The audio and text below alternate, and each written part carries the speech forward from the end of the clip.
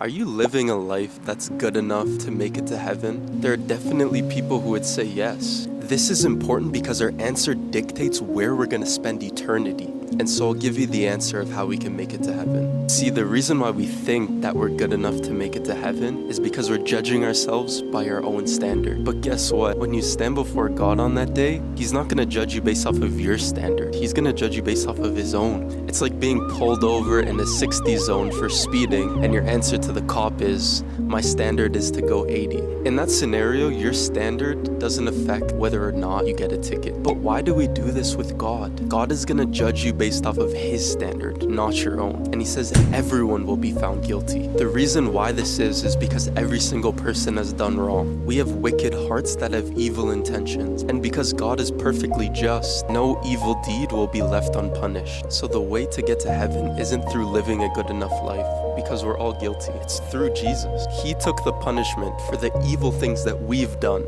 so no punishment would be left for us.